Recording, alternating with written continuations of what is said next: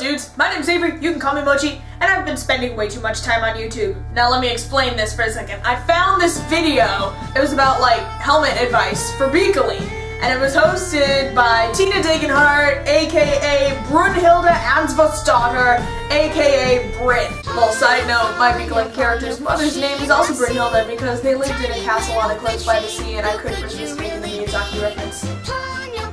Ponyo! Anyway, she leads House Vennitorus, I think is how you say it, and this is the combat-based house at Bicolline. She has a crap ton of SCA, LARP, and combat experience that she decided to share with us in this video. There's just one problem with it. It's 54 minutes long, and many of us don't have 54 minutes. So I decided that I was going to watch this video again, take a crap ton of notes, and then condense it all into hopefully less than 10 minutes. Let's do that. Let's see if I can do this. Boom! Start the counter! Okay, so according to Tina, there are 3 types of helmets. There's a Coif, which is a cloth helmet, like you know the little peasant hats that they wear? Yeah, that's considered a helmet. It gives you 0 protection, 0 armor points. If you get hit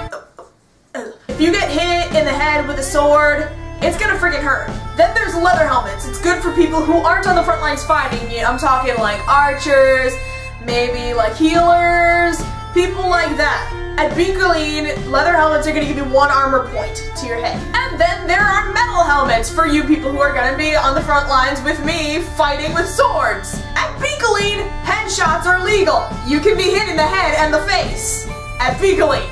So you got to prepare for this. People who are going to be like me using a shield, your head is going to be a major target because they know they can't get through this indestructible piece of plywood.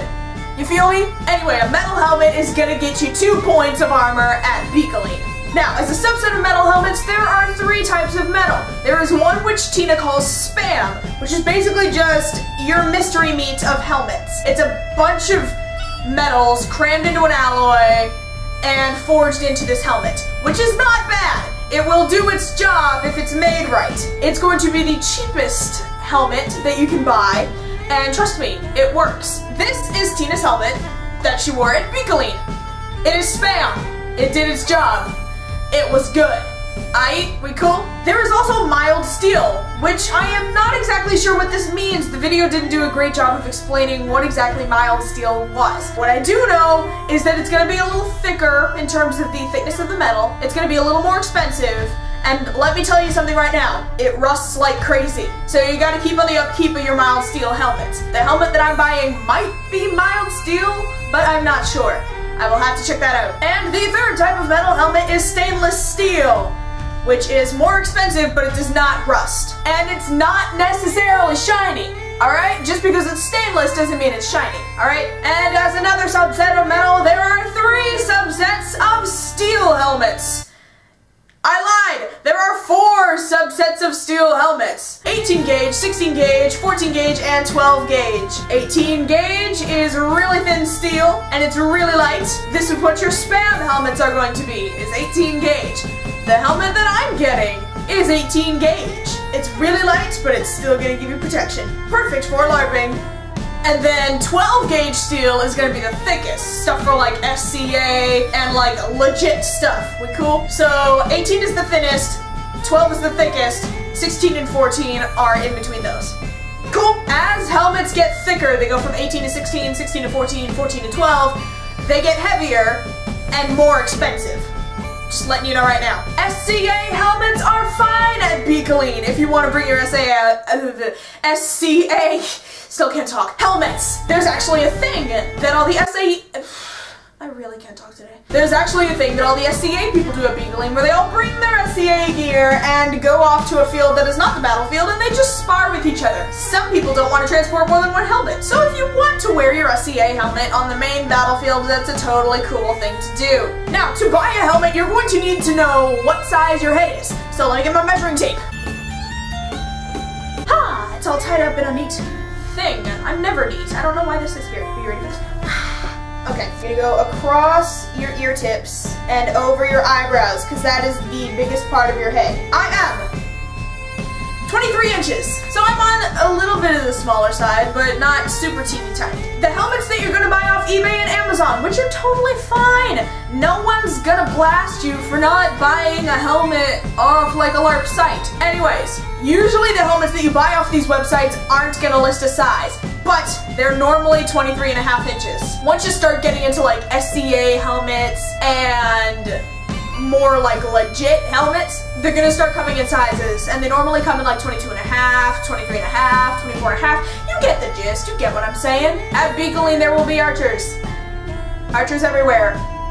So, sword and polearm users, protect thine own face. Make sure that the holes for seeing and breathing are small enough, usually about 1 inch in size, that an arrow is not gonna go right into your eye.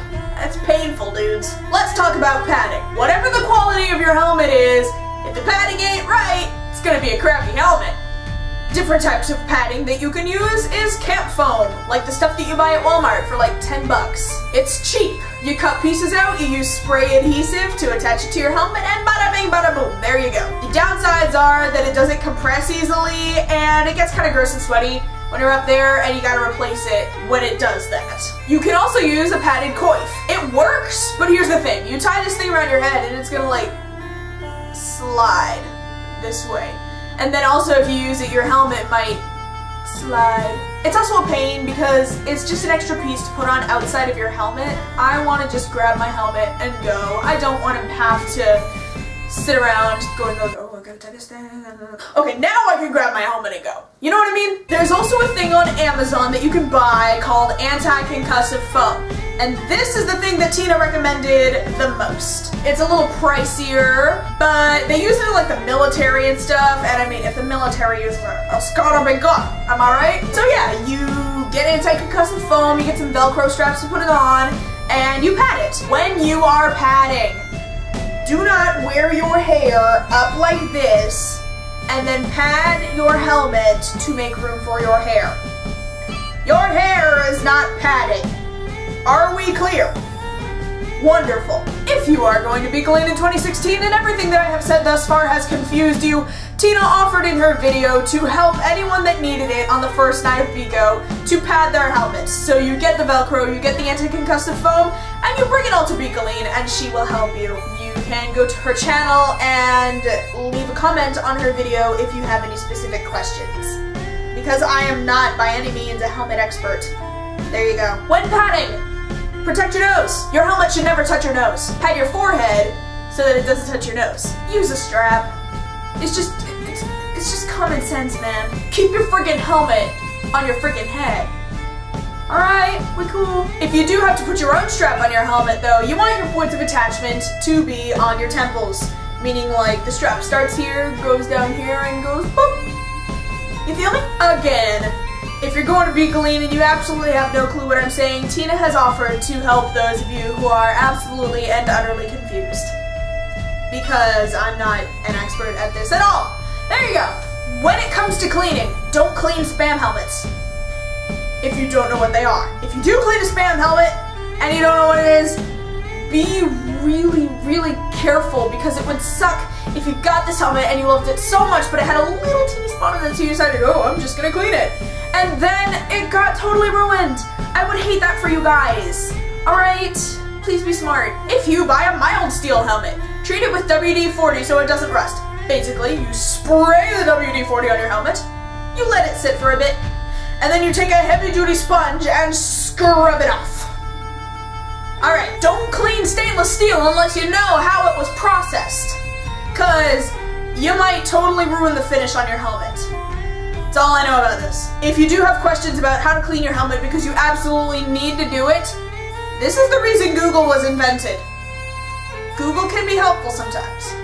Transporting your helmet. You may wish to invest in a helmet bag if your helmet is super heavy. If you have like an SCA helmet or something, you don't want to be wearing this thing for longer than you have to. And you also don't want to tuck it under your arm and be like, huh, I am fine, I can carry this to the battlefield. Dude, you're fine for the first few minutes, and then your arm gets tired, and it totally sucks and you give up on life. Don't be that guy. Don't wear the helmet more than you have to. Don't break your necks. I love you guys. Don't break your necks. I want you to be safe. Now you may be asking, where does one Helmet. There are a few different websites you can get helmets from. Some that Tina listed were LARPing.org. And by buying from LARPing.org, you're supporting the people during the Voyage North. It's cool, bro. Armstreet.com is another good one. Bid on there, they also have really pretty dresses. I want every single dress on that page, okay? And then there's also eBay and Amazon, my go-tos for when I need stuff for, I can't talk. When it comes to shopping for helmets or any other piece of equipment that you may need, lots of these LARP websites are selling the same product. So shop around and find the best price that you can. I know personally that if you live in America, Medieval Collectibles has guaranteed to beat any price on any other website, and so that is where I will be buying this helmet that I'm sure you've all been curious about as soon as I mentioned my helmet. This helmet is Epic Armory, and it was bought through Medieval Collectibles for about $100 bucks. So there you go. Anyways, I hope you enjoyed Tina Degenhart. I hope you enjoyed Tina Degenhart's Bicolline Helmet Advice in hopefully under 10 minutes. If you would like, you may click here to subscribe. You may also like and comment at the bottom of this video, and that would be great. You can also click my little football dude to watch Tina Degenhart's original hour-long video where she covers much more than I have covered in this 10 minutes. Anyways, thank you for watching. This is Mochi saying that I have no snappy slogan for the end of this video. Adios, bros!